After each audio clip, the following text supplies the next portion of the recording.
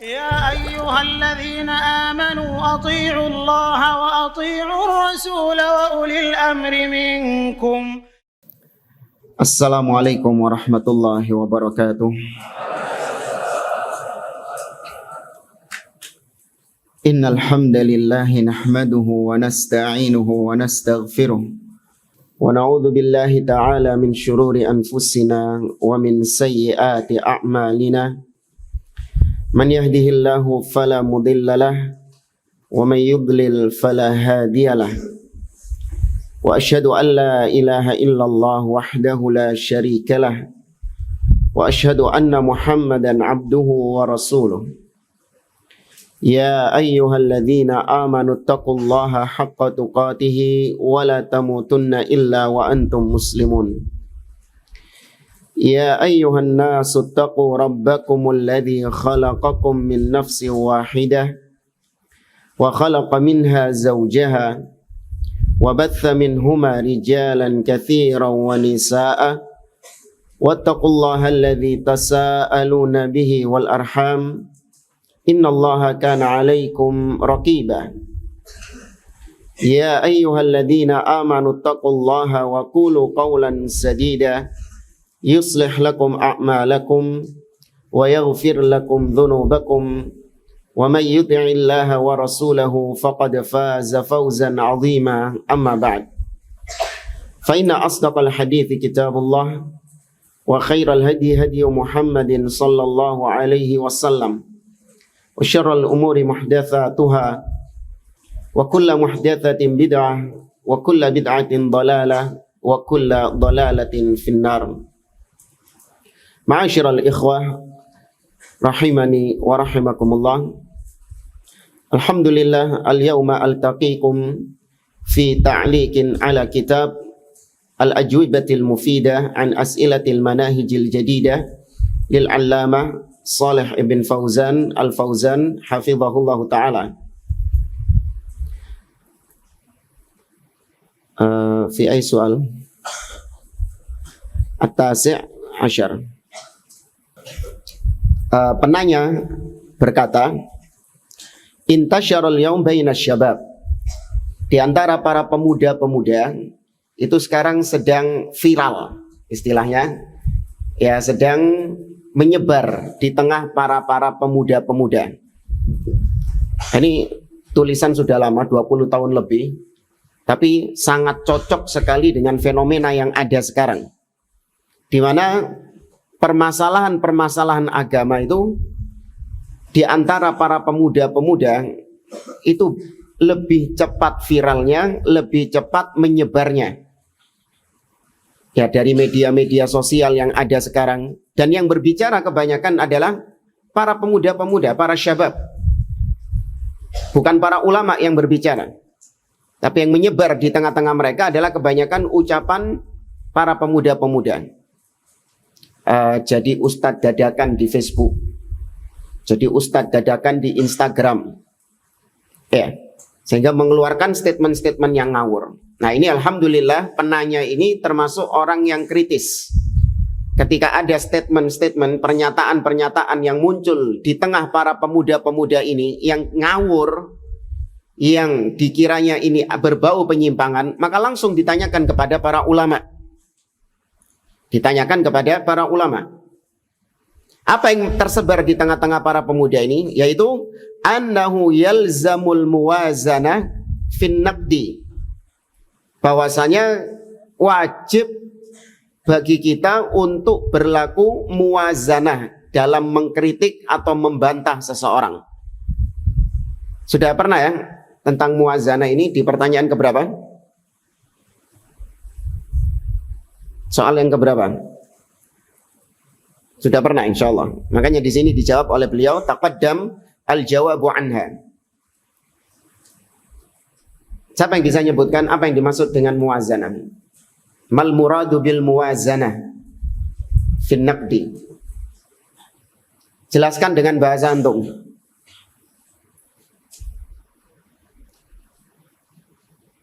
Al-muwazanah diambil dari kata-kata mizan. Maknanya apa berarti? Iya, kalau mizan timbangan benar. Al-muwazanah.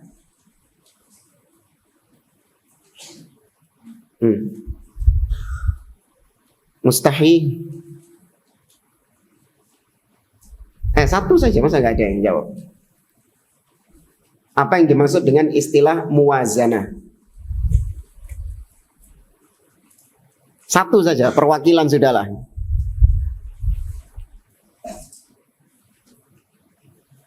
Sudah pas? Oh, udah ada hadiahnya, Ustaz.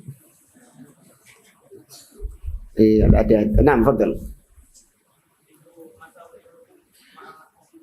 Naam, dzikru masawi ar-rajul, dzikru masawi ar-rajul wa mahasinihi. Ya, jadi ketika kita menyebutkan, mengkritik kekeliruan-kekeliruan, kesalahan, penyimpangan-penyimpangan seseorang, maka wajib bagi kita untuk menyebutkan kebaikan-kebaikannya juga, menyebutkan prestasi-prestasinya juga. Itu supaya timbangannya adil, jangan eleknya tok yang disebutin. Tapi kalau kau mau adil, sebutin juga dong prestasi-prestasinya. Sebutin juga kebaikan-kebaikannya dia. Paham dong? Ya, ini yang disebut muwazanah. Fayaqulun, kata mereka, idzan taqatta fulanan minan nas fi bid'atihi. Ada dalam kurung di situ. Mereka mengatakan muwazanah itu adalah kalau Anda mengkritik, membantah seseorang karena bid'ahnya, ya, karena penyimpangan bid'ahnya, wa bayyanta akhta'ahu, dan kau preteli, kau jelaskan kesesatan-kesesatan dia itu. Fulan menyimpang, kita sedang membicarakan seseorang. Fulan menyimpang karena dia memiliki akidah Mu'tazilah misalnya.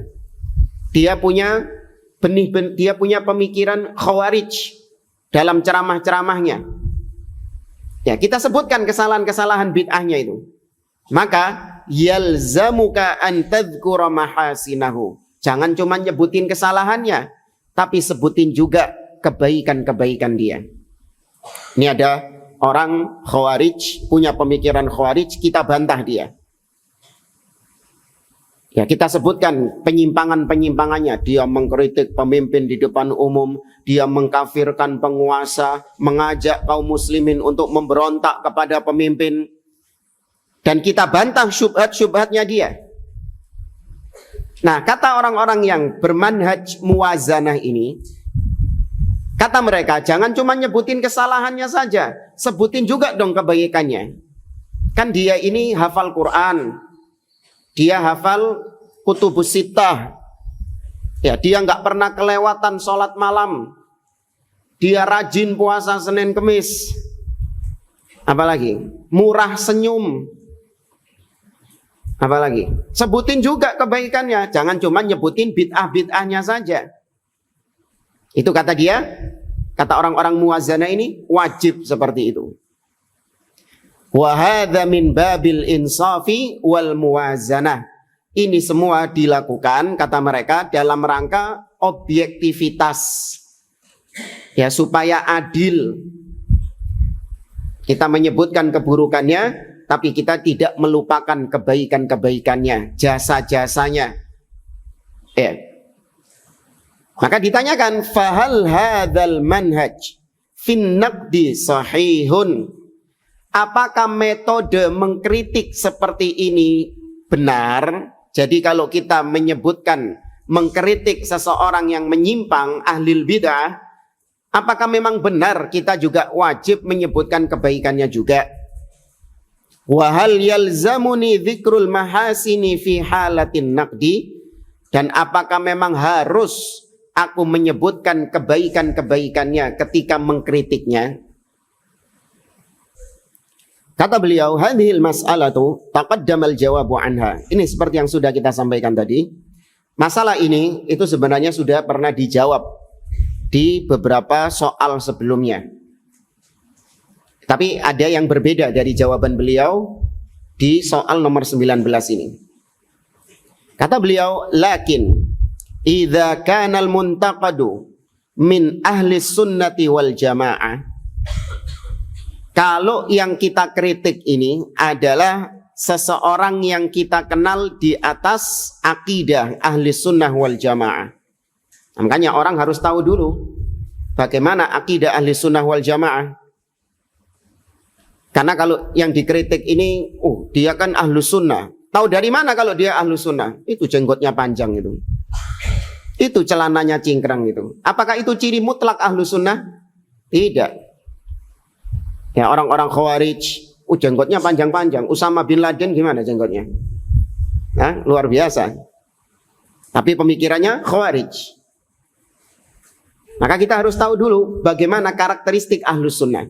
Kalau orang ini berangkat dari akidah ahli sunnah wal jamaah, berangkat dari manhaj salaf, kemudian dia salah dalam ucapannya, dia tergelincir dalam ucapannya, dan kesalahannya itu kata beliau, wa akhta'uhu fil umuril lati la takhillu bil aqidah. Kekeliruan si ahlus sunnah ini, si salafi ini, itu adalah kekeliruan-kekeliruan yang bukan dalam perkara-perkara usul akidah, akidah pokok. Bukan. Ya, misalnya dalam masalah-masalah fikih ijtihad. Ya, dalam masalah fikih ijtihad yang terbuka pintu ijtihad di situ. Maka kata beliau, fana'am. Ya, kalau modelnya seperti ini, iya.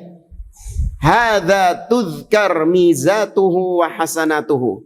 Kalau kau mengkritik orang yang modelnya seperti ini, iya, sebutin juga kebaikan-kebaikannya, sebutin juga prestasi-prestasinya. Wa tughmar zilatuhu fi nusratihi lis-sunnah, dan ditenggelamkan, dikubur dalam-dalam kekeliruan-kekeliruannya itu. Ini kalau yang kita kritik adalah seorang yang di atas sunnah, berangkat dari manhaj salaf.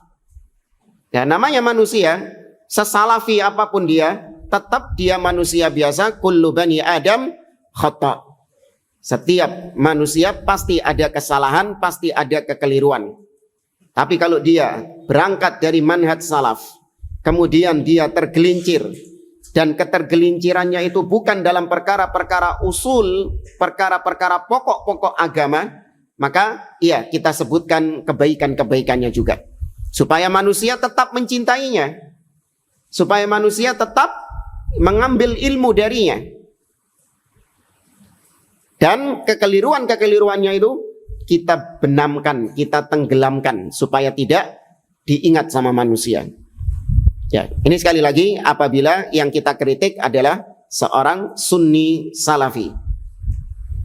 Namun kata beliau, amma idza kana al-muntaqadu min ahli dhalal wa min ahli al-inhiraf wa min ahli al-mabadi'il haddamati awil mashbuha.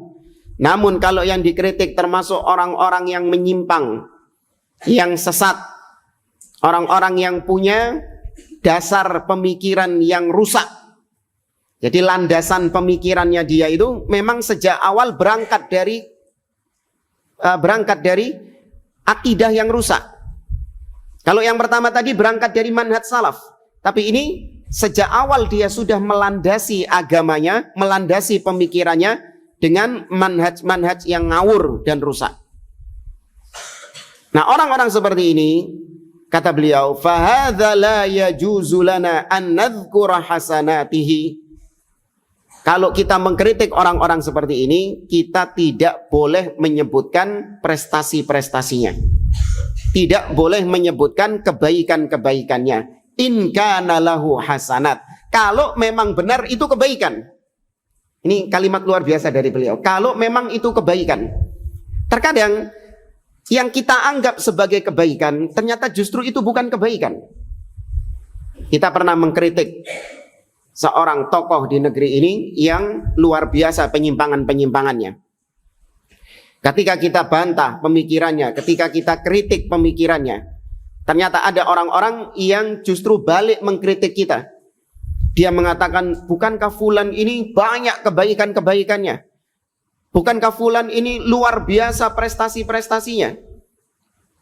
Jika dibandingkan dengan antum, apa prestasi dia? Apa prestasi antum jika dibandingkan dengan dia?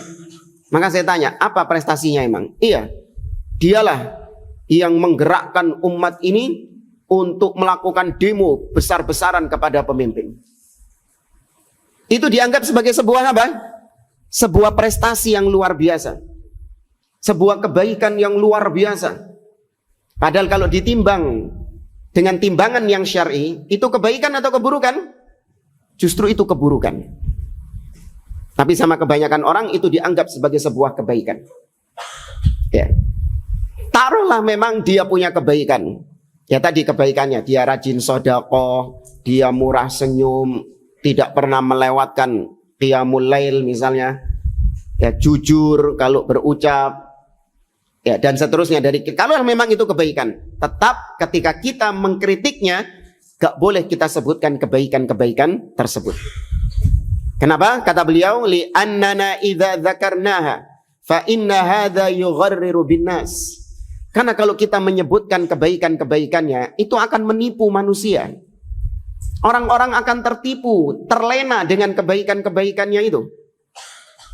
Fayuhsinuna adh-dhanna bihadha ad-dhal aw hadha al-mubtadi' aw hadha al-khurafi aw dzaka al-hizbi.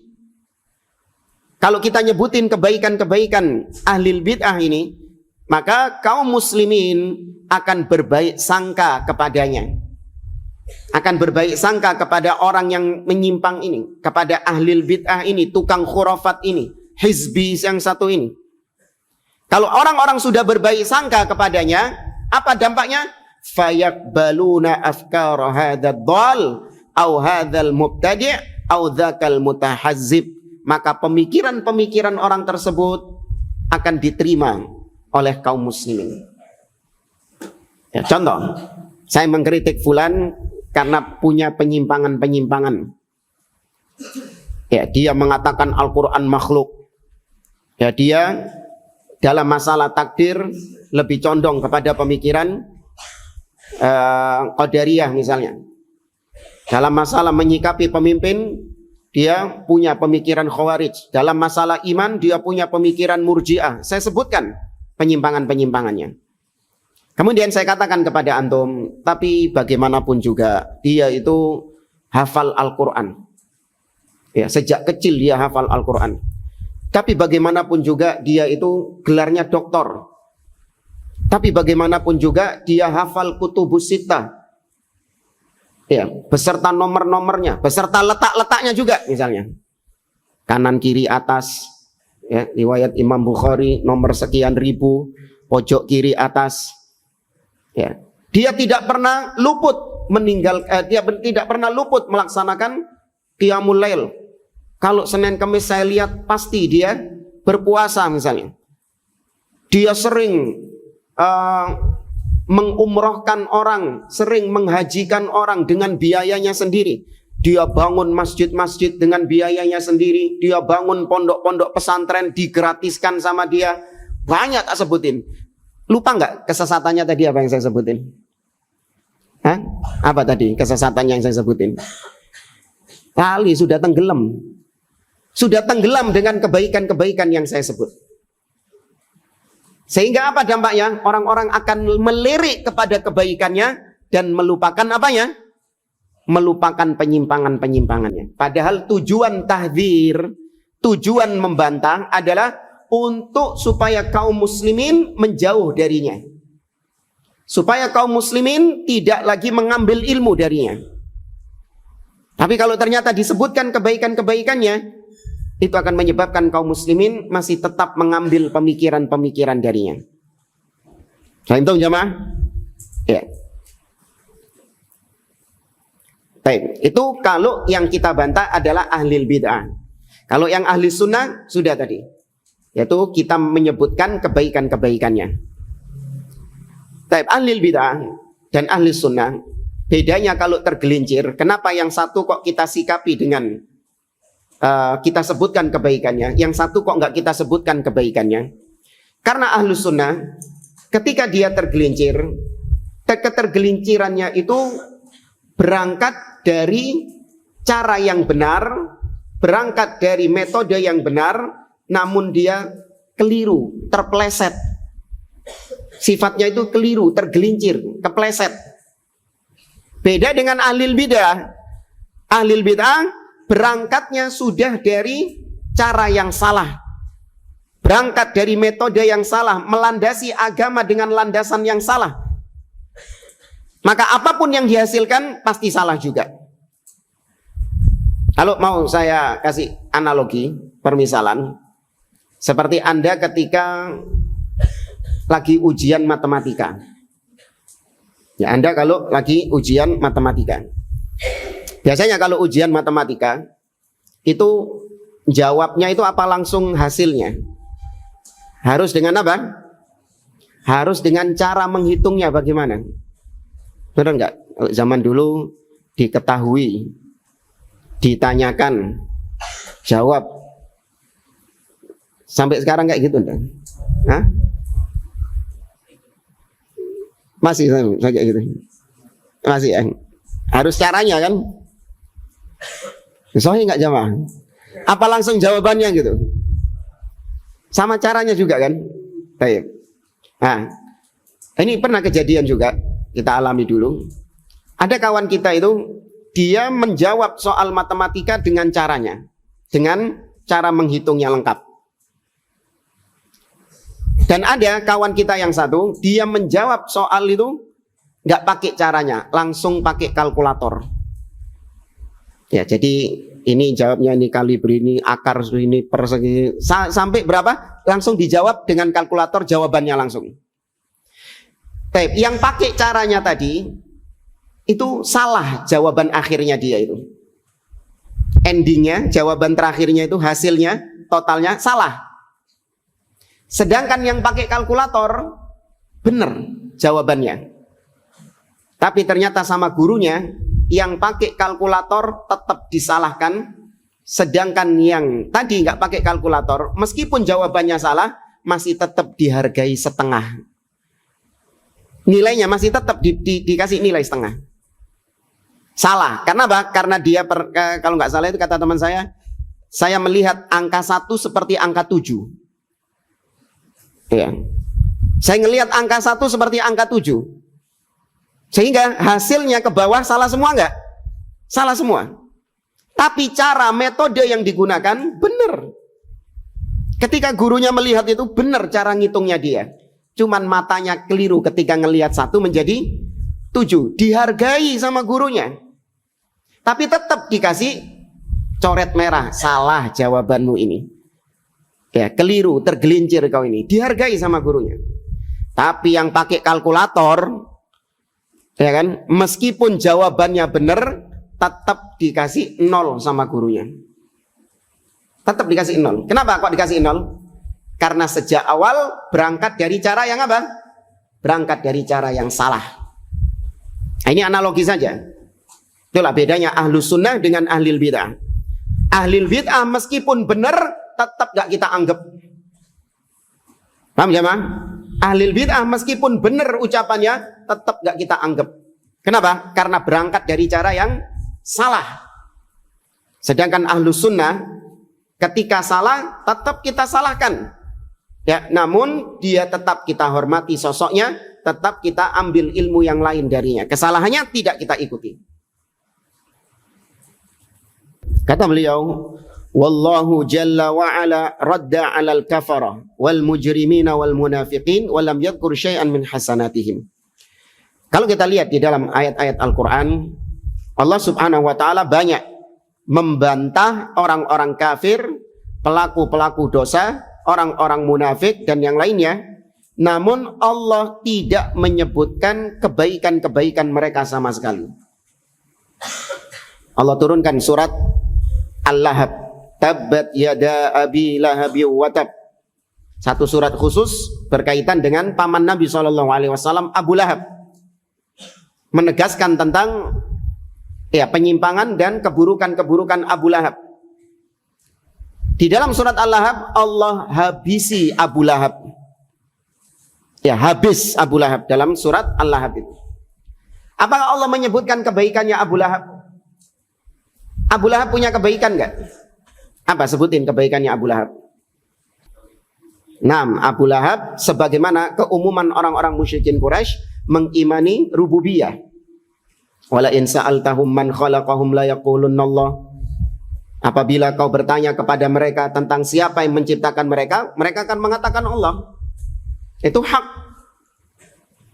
Qul man yarzuqukum minas sama'i wal ard amman yamliku as-sam'a wal absar wa may yukhrijul hayya minal mayyit wa yukhrijul mayyita minal hayy wa may yudabbirul amra fasayaquluna Allah. Itu orang-orang musyrikin Quraisy, termasuk diantaranya adalah Abu Lahab. Baik, yang kedua, man ismuha?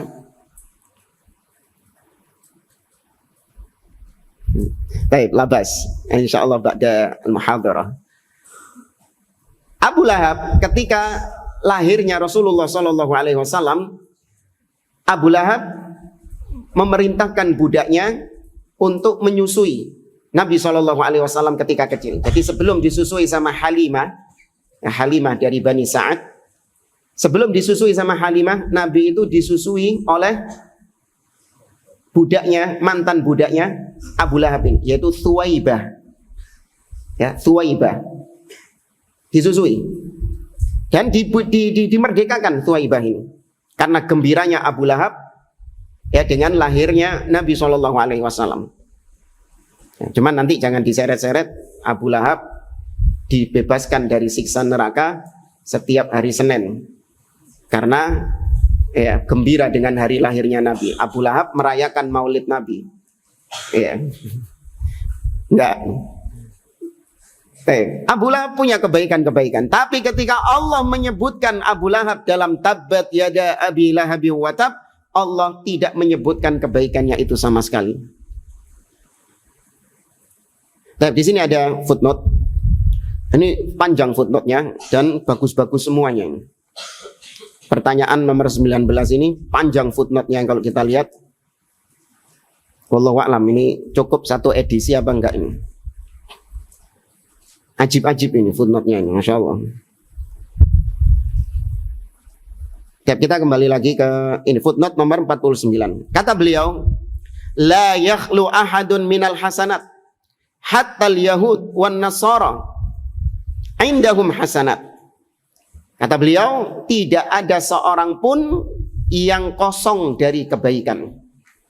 Bahkan Yahudi dan Nasara, kalau mau saya tambahkan, bahkan iblis lahu hasanat. Iblis juga punya kebaikan. Apa kebaikannya iblis?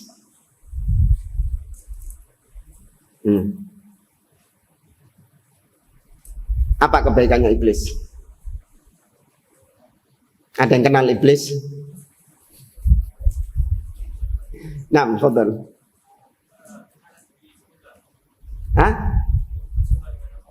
Bersumpah dengan nama Allah Subhanahu wa taala, bersumpah dengan sifat.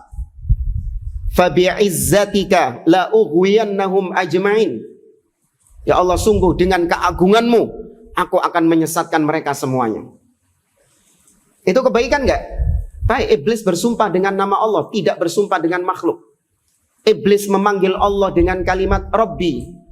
Rabbi fa'anzirni ila yaumi yub'atsun. Wahai Rabbku, tangguhkan kematianku sampai hari dibangkitkan. Plus, iblis minta ditangguhkan usianya, dia minta kepada siapa?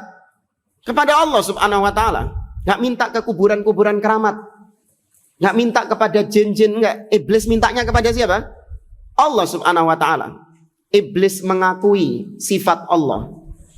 Iblis mengakui sifat Allah. Ketika Allah mengatakan kepada iblis, "Ma mana'aka an tasjuda lima khalaqtu biyadayya?" Wahai iblis, kenapa kau tidak sujud kepada Adam yang aku ciptakan dengan kedua tanganku? Apa iblis protes? Enggak. Iblis enggak protes kalau Allah punya dua tangan. Ya, iblis nggak protes kalau Allah memang memiliki dua tangan, menetapkan sifat Allah Subhanahu wa taala. Dan yang paling menakjubkan, iblis takut sama Allah Subhanahu wa taala. Sebagaimana dalam surah Al-Hasyr dikatakan, kata Allah Subhanahu wa taala, iblis mengatakan, "Inni akhafullaha rabbal alamin." Sesungguhnya aku takut kepada Allah Rabbul alamin. iblis yang takut kepada Allah.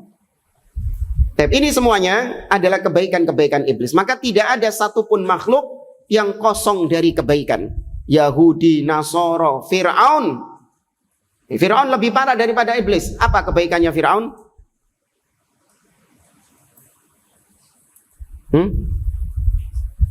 Fir'aun yang merawat Musa alaihi salam sejak kecil. Saya jemaah? Iya, Fir'aun yang merawat Nabi Musa sejak kecil. Maka tidak ada satupun makhluk yang kosong dari kebaikan. Sejelek-jeleknya makhluk pasti ada kebaikannya. Bahkan kata Imam Ibnu Qayyim al-Jauziyah, "Ma khalaqallahu al-khalqa illa wa kana khairuhu aktsaru min syarrihi." Kata Imam Ibnu Qayyim al-Jauziyah, Allah tidaklah menciptakan makhluk melainkan pasti kebaikannya lebih banyak daripada keburukannya. Ya, kebaikannya itu lebih banyak daripada keburukannya.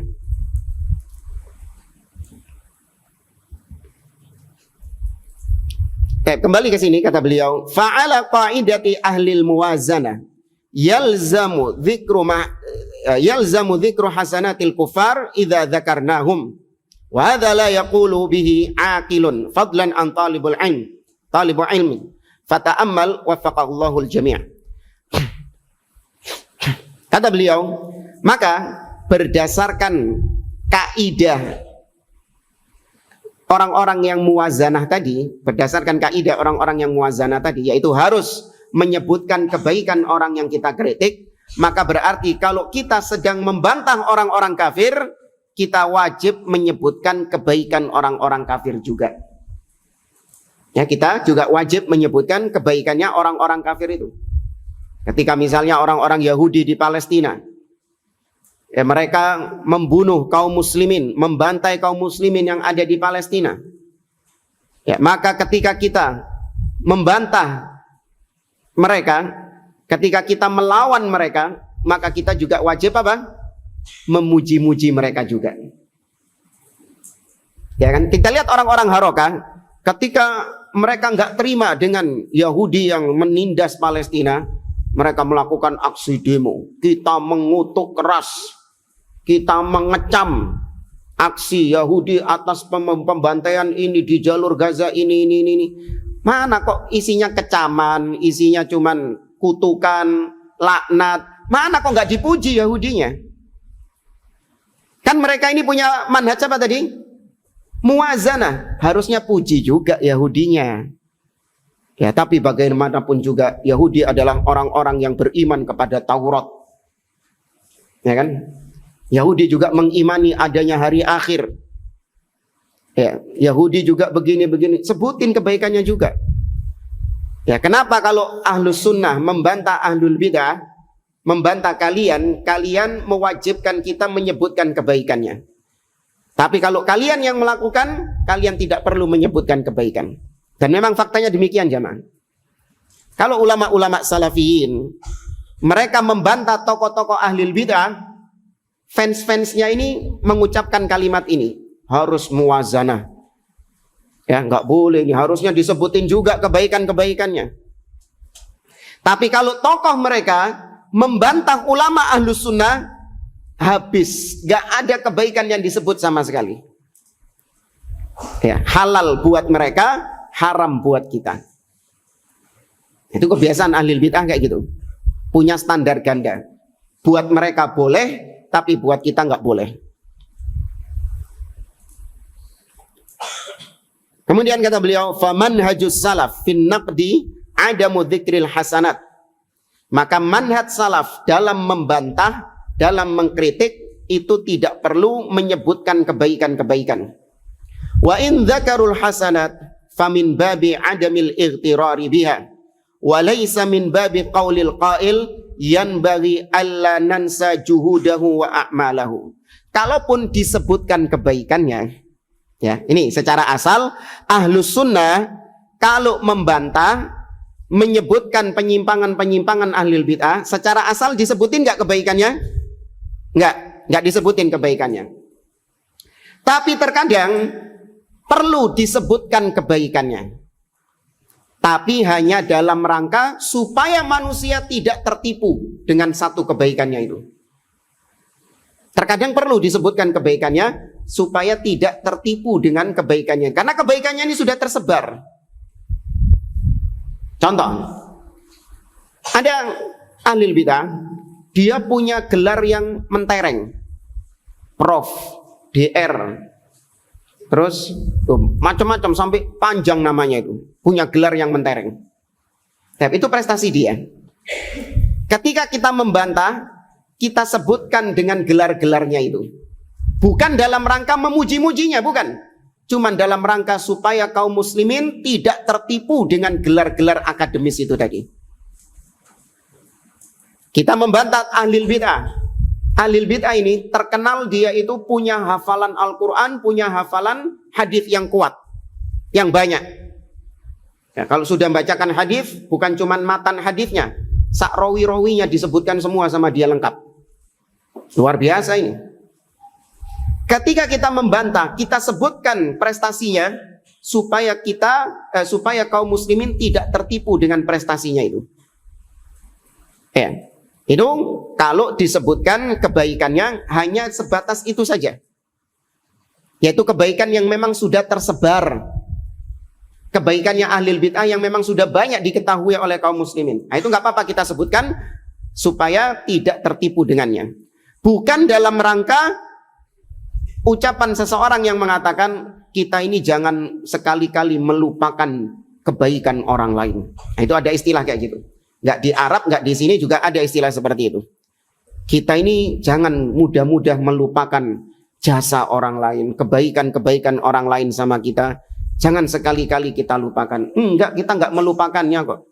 Fulan ahli bid'ah ini baik sama saya, dia punya jasa sama saya, pernah nulung saya, enggak saya lupakan. Jazahullahu khair. Semoga Allah membalas kebaikan-kebaikannya. Saya enggak melupakannya.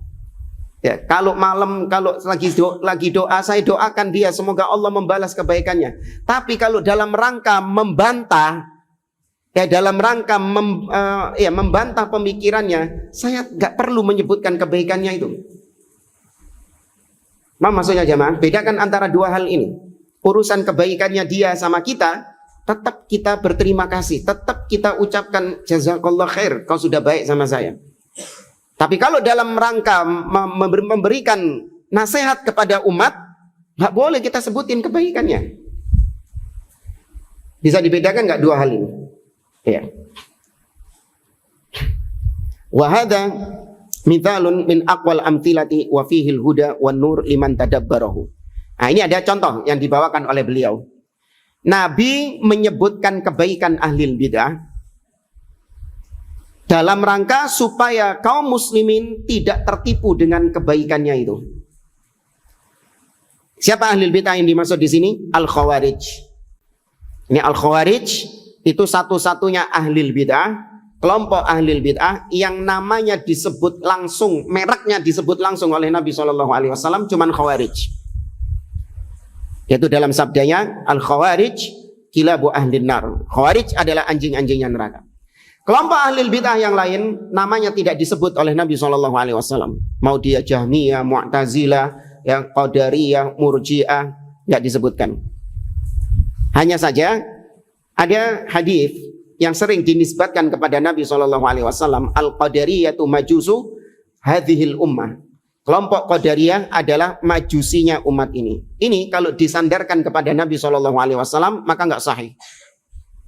Itu bukan hadis dari Nabi SAW. Tapi kalau disandarkan kepada sahabi, kepada sahabat seperti Abdullah bin Abbas, ya Abdullah bin Mas'ud, maka iya. Itu disandarkan kepada sahabi, kepada sahabat, bukan kepada Nabi SAW. Jadi satu-satunya kelompok ahli bid'ah yang disebutkan mereknya adalah Khawarij. Ar-Rasulullah SAW fi hadithil Khawarij qala. Nabi SAW berkata tentang Khawarij, kata beliau, yakhruju min dhi'i hadha qaumun yaqra'una al-Qur'an la yujawizu hanajirahum yamruquna minad din muruqas sahmi minar ramiyah yaqtuluna ahlal islam wa yada'una ahlal awthan la in ana adraktuhum la aqtulannahum qatla'at. Kata Nabi, akan keluar dari tulang orang ini suatu kaum yang yaqra'unal Qur'an, yang rajin membaca Al-Qur'an. Nah, ini prestasinya enggak? Ini prestasinya orang Khawarij. Gemar membaca Al-Qur'an, yaqra'unal Qur'an. Disebutkan oleh Nabi SAW prestasinya, kebaikannya. Padahal di sini Nabi sedang dalam rangka mentahdzir, dalam rangka memperingatkan umatnya tentang orang-orang Khawarij. Tapi kenapa kok disebutkan kebaikannya? Ini kata para ulama, untuk supaya manusia tidak tertipu dengan kebaikannya itu. Kan dia rajin baca Quran, kan dia hafal Al-Quran, suaranya bagus kalau jadi imam. Ya. Hanya dengan modal itu, kau kenapa ngambil ilmu dari fulan? Fulan ini menyimpang dengan penyimpangan yang jelas, bla bla bla bla bla bla. Kenapa kau masih ngambil ilmu dari fulan? Iya, fulan ini kalau ngimami bacaannya bagus. Loh, apa hubungannya? Ya, maka mereka rajin membaca Al-Quran, akan tetapi bacaan mereka hanya sampai kerongkongan, ya, tidak masuk ke dalam hati mereka. Mereka melesat dari agama sebagaimana melesatnya panah dari sasarannya. Mereka memerangi orang-orang Islam dan mereka membiarkan para penyembah berhala. Seandainya aku berjumpa dengan mereka, aku akan perangi mereka, aku akan bunuh mereka sebagaimana pembunuhan terhadap kaum Ad. Bahkan dalam riwayat yang lain, Nabi menyebutkan tentang luar biasanya ibadah orang-orang Khawarij ini. Nabi mengatakan kepada para sahabatnya, yahkiru ahadukum salatahu ma'a salatihim wa siyamahu ma'a siyamihim. Ini Nabi ngomongnya sama para sahabat, ya. Perhatikan di sini. Nabi ngomongnya sama para sahabat. Kita tahu para sahabat adalah orang-orang yang ahli ibadah. Ibadah mereka luar biasa. Namun kata Nabi, kalian wahai para sahabat, kalian akan menganggap sholat kalian itu kecil kalau kalian melihat sholatnya orang-orang Khawarij. Kalian akan meremehkan sholat kalian. Ketika kalian melihat sholatnya orang Khawarij, gak ada apa-apanya sholat saya ini. Masih belum apa-apa sholat saya ini. Demikian juga puasa kalian. Kalau kalian bandingkan dengan puasa orang-orang Khawarij, kalian akan menganggap remeh puasa kalian ini. Nabi menyebutkan tentang luar biasanya puasanya Khawarij, luar biasanya sholatnya orang-orang Khawarij, bukan dalam rangka memuji mereka, tapi dalam rangka memperingatkan kepada kaum muslimin agar tidak tertipu dengan orang-orang Khawarij meskipun mereka ini ahli ibadah. Abdullah bin Abbas, ya, ketika ke Harura di zaman Ali bin Abi Thalib, ketika ke markasnya orang-orang Khawarij di Harura di Irak, Abdullah bin Abbas mendapati orang-orang Khawarij ini dengan kondisi yang sangat menunjukkan bahwa mereka ini ahli ibadah. Kantung mata mereka ini tebal karena saking seringnya mereka begadang. Mata-mata mereka merah. Ya, kemudian ada banyak garis-garis di wajahnya. Apa garis-garis di wajahnya? Bekas menangis. Ya, banyak garis-garis di wajahnya karena bekas menangis. Kemudian dengkul mereka, lutut mereka itu seperti lututnya unta, keras, ngapal. Kenapa? Banyaknya mereka sujud kepada Allah Subhanahu wa Ta'ala. Banyak ibadahnya orang-orang Khawarij. Namun apa gunanya kalau ternyata di atas pemahaman yang menyimpang? Kata Imam Al-Ajurri rahimahullah dalam kitabnya Asy-Syari'ah, beliau mengatakan la yanbaghi li ahadin, la yanbaghi liman ra'a ijtihada kharijin qad kharaja ala imamin adilan kana al-imam am ja'iran fa kharaja wa jama'a jama'atan wa salla sayfahu wastahalla qitalal muslimin fala yanbaghi lahu an yaghtarra bi kathrati salatihi wala bidawami siyamihi wala bi husni tilawatihi lil Qur'an idza kana madhhabuhu madhhabal khawarij. Kata Imam Al-Ajuri, enggak boleh bagi kita ketika kita mendapati ada orang khawarij yang telah memberontak kepada pemimpin kaum muslimin, baik pemimpin yang adil atau pemimpin yang zalim. Dia keluar dari ketaatan kepada pemimpin kaum muslimin. Dia mulai mengumpulkan massa. Kemudian dia mulai menghunuskan pedang, menghunuskan senjata, dan dia mulai menghalalkan pembunuhan terhadap kaum muslimin. Kalau ada orang yang seperti ini, jangan kita tertipu dengan bagusnya bacaan Quran yang dia hafalkan, yang dia lantunkan. Jangan tertipu dengan panjangnya sholat yang dia kerjakan, banyaknya sholat yang dia lakukan. Jangan tertipu dengan seringnya dia melakukan puasa. Kalau ternyata manhajnya adalah manhaj khawarij, jangan tertipu dengan itu semuanya. Ini kita wajib punya timbangan yang benar, timbangan yang syar'i. Jangan menimbang dengan timbangan-timbangan yang rusak. Kita menimbang seseorang di atas kebaikan, di atas kebenaran atau kebatilan, pakai timbangan-timbangan yang syar'i. Jangan pakai timbangan-timbangan awatif, timbangan hawa nafsu, timbangan perasaan, jangan.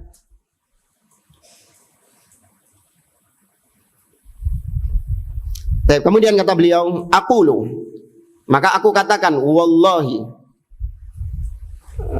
wallahu alladhi la ilaha ghairuh, ma dzakara Rasulullah sallallahu alaihi wasallam hadhihi sifat li haula'il qaum bughyat ats-tsana' alaihim aw liyugharrir bihim wa innama liyuhadziran nasa minhum li alla yaqtaru bi a'malihim as-salihah fi dhahiriha. Kata beliau, demi Allah yang tidak ada sesembahan selainnya, Nabi tidaklah menyebutkan kebaikan-kebaikan khawarij ini dengan tujuan untuk memuji mereka atau untuk menipu manusia. Bukan itu tujuan Nabi SAW. Tapi tujuan Nabi menyebutkan tentang orang-orang khawarij untuk supaya kaum muslimin waspada terhadap orang-orang khawarij, tidak tertipu dengan amal-amal solehnya. Di sini ada kisah dari Imam Ahmad dengan tokoh mutakallimin ahlul kalam yang bernama Al-Qarabisi, ya, Husain Al-Qarabisi. Ketika itu Imam Ahmad membantah Husain Al-Qarabisi yang mengatakan lafzi bil Qur'ani makhluk.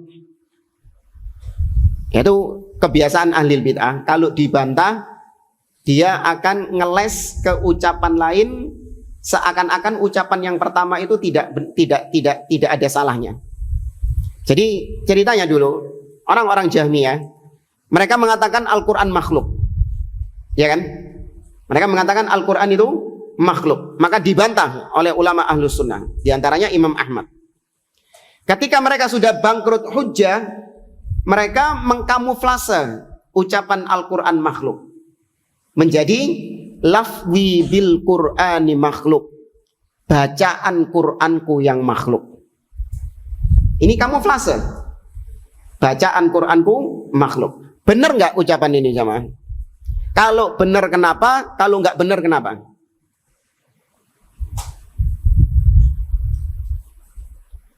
Bacaan Qur'anku makhluk, ucapan ini sahih nggak? Benar nggak?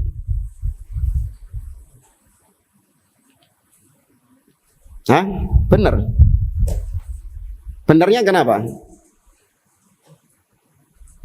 Ucapan lafzi bil Qur'ani makhluk, ucapan Qur'anku itu makhluk, ini ucapan yang ambigu. Bisa dipahami benar, bisa dipahami salah. Kalau yang dimaksud lafzi bil Qur'ani makhluk, bacaan Qur'anku makhluk, yang dipahami adalah apa yang aku baca ini adalah makhluk, bukan kalamullah.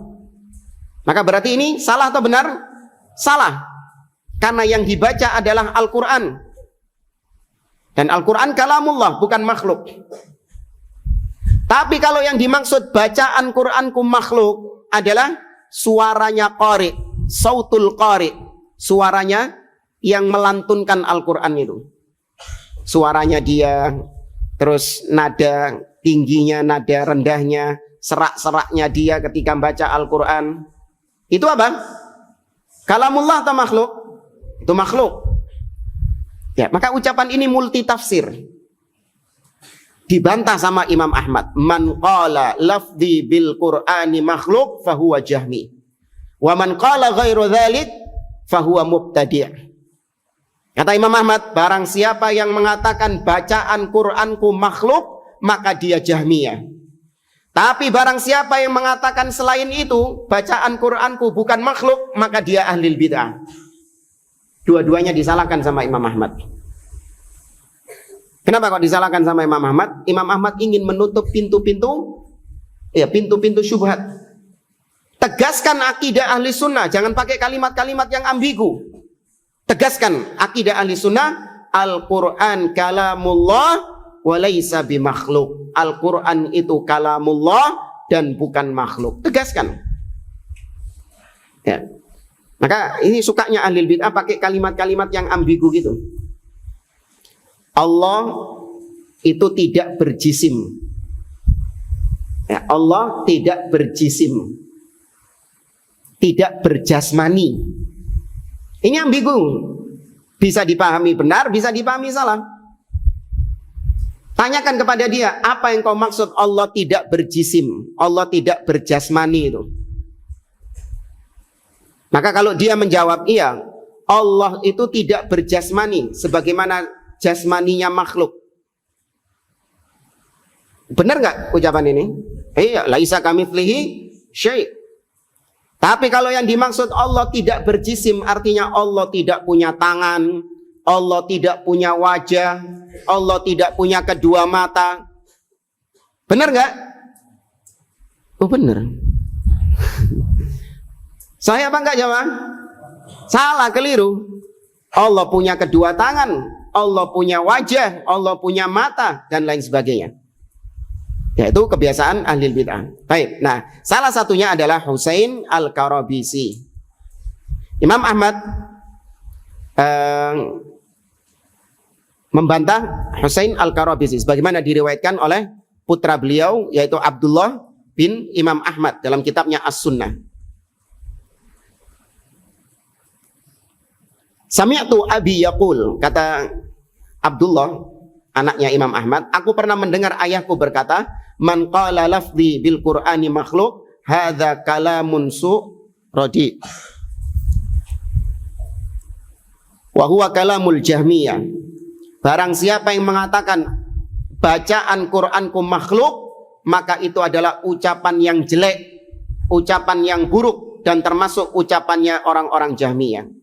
Qultu lahu, maka kata Abdullah putranya Imam Ahmad ini, aku berkata kepada ayahku, inna Husainan Al-Karabisi yaqulu hadza.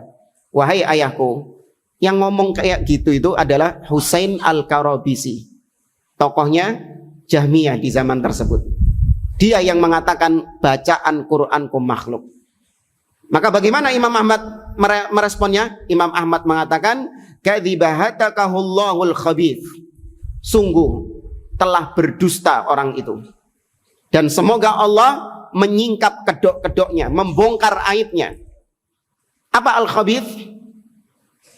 Al-khabith kalau diterjemahkan apa? Kasar atau halus? Apa artinya al-khabith? Yang busuk. Ya, yang busuk. Sampai dibilang gitu. Ini Imam Ahmad yang bilang, bukan anak. Ya, kalau saya yang bilang nanti, wah nggak ada adabnya ini. Ya, kurang ajar ini. Mulutnya kotor ini. Ini Imam Ahmad yang bilang ini. Ya, semoga Allah menyingkap kedoknya si busuk itu. Ya, Husain Al-Karabisi. Wa qala al-Imam Ahmad rahimahullah anil Harith al-Muhasibi ashadda min dhalik faqad akhbara anhu Ali ibnu Abi Khalid qal qultu li Ahmad inna syekh li syekhin hadara ma'ana. Ini panjang kisahnya, kurang berapa menit. Intinya Imam Ahmad, ini tokoh lain lagi. Kalau tadi Husain Al-Karabisi, kalau ini namanya Al-Harith Al-Muhasibi. 11-12 sama Husain Al-Karabisi. Al-Harith Al-Muhasibi. Dia juga termasuk tokoh. Nah, ada seorang syekh, ada seseorang yang datang kepada Imam Ahmad ngejak tetangganya. Tetangganya ini seorang syekh, seorang yang sudah tua. Diajak kepada Imam Ahmad. Kenapa diajak? Karena tetangganya ini, orang tua ini, itu suka mendengarkan kajiannya Harith Al-Muhasibi ini. Sedangkan diketahui bahwa Harith Al-Muhasibi adalah ahli bid'ah. Maka dia ingin supaya Imam Ahmad yang menasehati syekh ini. Maka ketika itu Imam Ahmad marah. Ketika tahu bahwa syekh ini masih duduk di majelisnya Harith Al-Muhasibi. Imam Ahmad marah, memerah wajahnya. La tujalishu wa la tukallimhu. Jangan kau duduk bersamanya, jangan kau berbicara dengan Harith Al-Muhasibi. Banyak sini Imam Ahmad marah. Nah, syekhnya ini tadi protes kepada Imam Ahmad. Sudah dibilang sama Imam Ahmad, dia ini menyimpang, dia ini sesat, jangan duduk sama Harith Al-Muhasibi. Apa kata orang tua ini? Dia mengatakan, ya Aba Abdillah, yarwil hadith, sakinun khashi'un. Wahai Imam Ahmad, Harith Al-Muhasibi, dia itu banyak meriwayatkan hadis, punya hafalan yang banyak. Dia itu sakinun khashi'un, masya Allah, bawaannya tenang. Ya, wajahnya itu adem kalau bahasa sekarang ya. Pembawaannya lemah lembut. Ya kan? Pembawaannya lemah, mukanya itu adem, dingin, ceramahnya itu menyejukkan. Allahu a'lam pakai asi apa itu. Ya, ceramahnya menyejukkan. Maka Imam Ahmad semakin marah. Ya, Imam Ahmad mengatakan la yaghurruka khusyu'uhu walinuhu. Jangan kau tertipu dengan penampilannya yang tunduk, dia seolah-olah zuhud, ya, seolah-olah dia ini tawadhu, menunduk. Jangan tertipu dengan itu. Kalau yang dia sampaikan, kalau pemikirannya, manhajnya itu menyimpang, jangan tertipu dengan adem ayemnya itu tadi. Nah, ini yang membuat orang-orang awam tertipu dengan ahli bid'ah. Ya, orang-orang awam itu standarnya kan gitu. Yang dilihat sama mereka adalah penampilannya. Ya, bahkan naudzubillah, kita pernah lihat orang-orang bikin memes, tahu memes? Ya, banyak di memes. Antara ya dai, ya kata mereka dai Sunni, kata mereka dengan dai Wahabi. Ya, ulama mereka dengan ulama Wahabi. Lihat ulama kita, wajahnya bersih-bersih, ganteng-ganteng, putih-putih. Ya, wajahnya sumringah, senyum.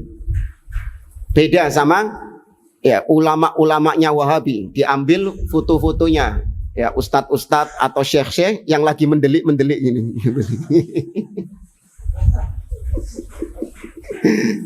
Ya, terus dibandingkan itu. Untuk apa? Nih, yang benar itu ini, yang ganteng-ganteng ini. Yang wajahnya bercahaya ini. Kalau ini mendelik-mendelik, melotot-melotot, ini nggak ada cahayanya mukanya. Naudzubillah. Ini apa ini? Agama kok dijadikan seperti kontes ketampanan ini. Kebenaran seseorang itu dinilai dari ganteng-gantengan ini. Oh, ini lebih ganteng ini.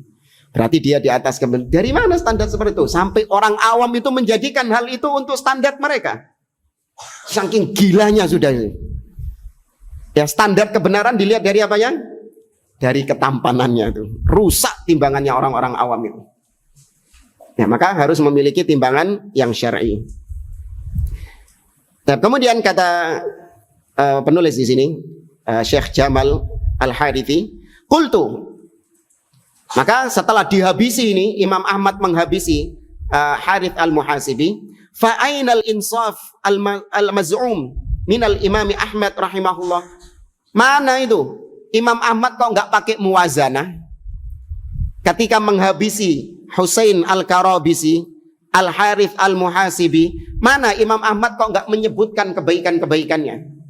Padahal kata beliau, lam yadhkur lil Karabisi walal Muhasibi hatta wala hasanatan wahidah. Imam Ahmad tidak menyebutkan satupun kebaikan dari Husain dan dari Harith. dua tokoh ahli bid'ah ini. Ma'a annal Karabisi min buhuril ilm. Padahal Al-Karabisi itu termasuk lautan ilmu. Punya ilmu yang banyak. Luar biasa. Kama jaa fi tarjamatihi wa qad sabaqatil isyaratu ila dzalika fi hasyah. Bahkan sudah disebutkan di sebelumnya, Al-Karabisi itu juga punya bantahan terhadap ahli bid'ah yang lain. Tuh, ahli bid'ah bantah ahli bid'ah yang lain. Ya, al-mubtadi' yaruddu 'ala al-mubtadi'. Makanya jangan terkecoh ada seorang dai lantang membantah Syiah. Keras membantah orang-orang Syiah Rafidhah. Oh, berarti dia ini Ahlus Sunnah. Pasti Ahlus Sunnah enggak yang bantah Syiah ini? Enggak, Ahlul Bid'ah juga rame ya, banyak yang bantah Syiah. Ya, maka jangan tertipu dengan Ahlul Bid'ah yang membantah Ahlul Bid'ah yang lain. Kita selesaikan satu paragraf di sini.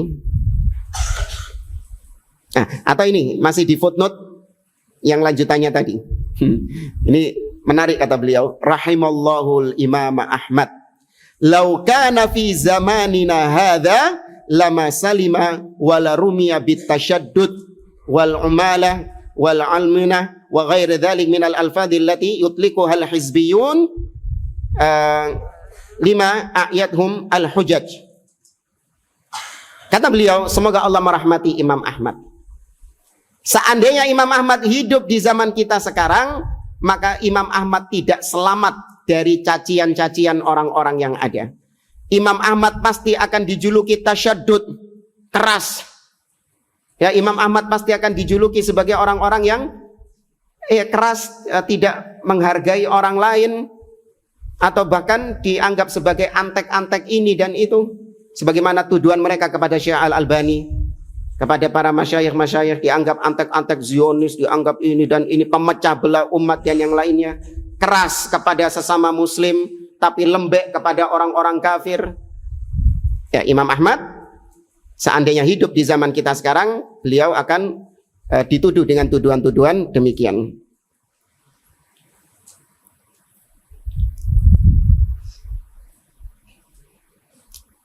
Kembali ke ucapan Syekh Shalih Fauzan. Wa kadzalika a'immatus salaf yarudduna 'alal jahmiyati wal mu'tazilati wa 'ala ahli dhalal. Demikian juga para ulama-ulama salaf, mereka membantah orang-orang Jahmiyah, Mu'tazilah dan orang-orang yang menyimpang, wala yadhkuruna syai'an min hasanatihim, tapi mereka tidak menyebutkan satupun dari kebaikannya. Li'anna hasanatihim marjuhatun bid-dhalal awil kufri awil ilhadi awil nifaq. Karena kebaikan-kebaikan mereka itu tertutupi dengan kesesatan mereka, dengan kekufuran mereka, dengan penyimpangan mereka, dan dengan kemunafikan mereka. Fala yunasib annaka tarudda ala dhalin mubtadi'in munharifin wa tadhkur hasanatihi. Maka enggak cocok ketika engkau membantah ahlil bid'ah, membantah orang yang menyimpang, kau nyebutin kebaikannya juga. Enggak cocok, enggak pas. Wa taqul, kau katakan ketika membantah si ahlil bid'ah ini, kau mengatakan huwa rajulun thayyib wa indahu hasanat wa indahu kadza lakinnahu ghalid. Fulan ini dia itu baik, dia itu orang soleh, dia punya kebaikan ini cuman memang keliru. Dia pakai mengatakan Quran itu makhluk. Keliru dia karena dia mengatakan pemimpin itu kafir misalnya. Tapi dia itu baik, dia itu orang yang soleh, rajin ibadah dan seterusnya. Nggak pas. Ya. Tapi jamaah rahimani wa rahimakumullah, karena terlalu panjang ya dari poin yang ke-19 ini, jadi insya Allah kita bagi dua part, dua bagian. Insya Allah kita lanjutkan masih di poin 19 ini karena banyak faedah-faedah yang beliau sampaikan tentang masalah ini dan sangat penting terutama di zaman-zaman kita seperti sekarang. Wallahu a'lam bishawab.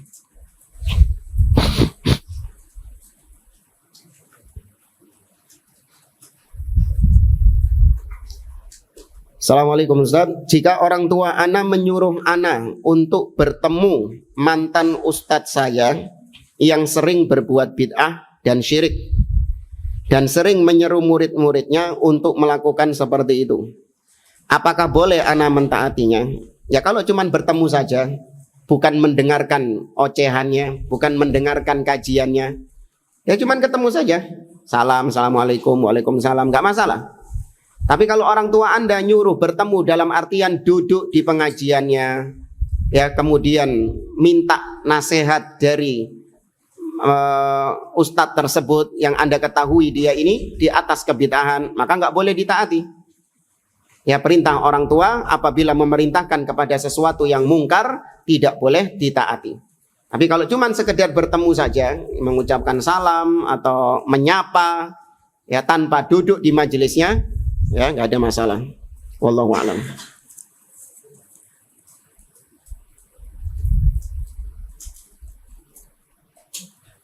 Apakah boleh menyebutkan kesalahan seorang di depan umum dengan tujuan agar yang lain mengambil pembelajaran dari kesalahan tersebut, tetapi dengan menyebut nama yang bersalah? Ya lihat kesalahannya dulu.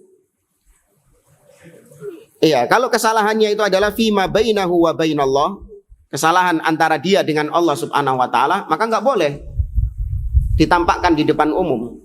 Itu aibnya dia. Ya, kalau itu kesalahannya antara dia dengan Allah, dia tutup aibnya itu, kemudian Anda bongkar di depan umum, meskipun dengan tujuan untuk menjadi pembelajaran, apalagi dengan menyebutkan namanya, nggak boleh.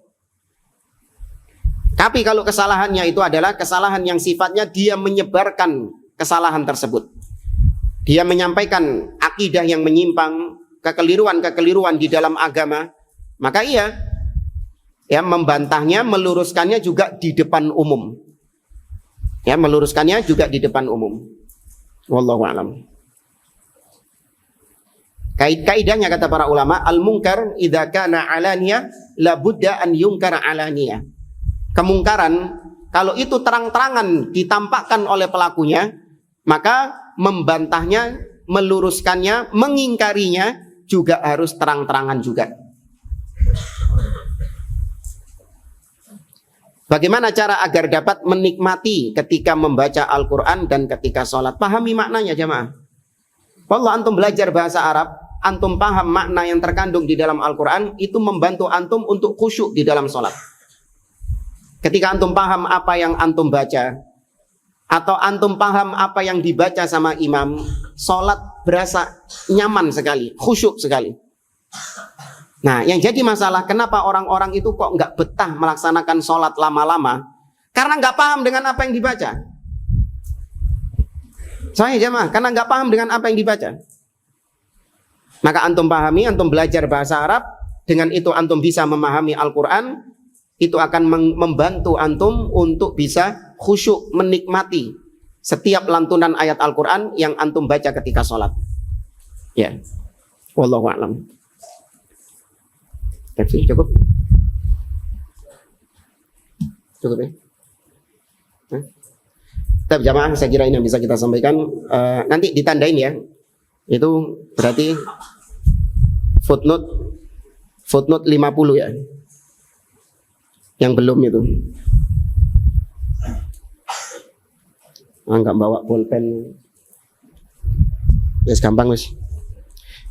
Aku qouli hadza wa sallallahu ala nabiyyina Muhammad wa ala alihi wa sahbihi ajma'in wa akhiru da'wana anil hamdulillahi rabbil alamin. Assalamu alaikum warahmatullahi wabarakatuh.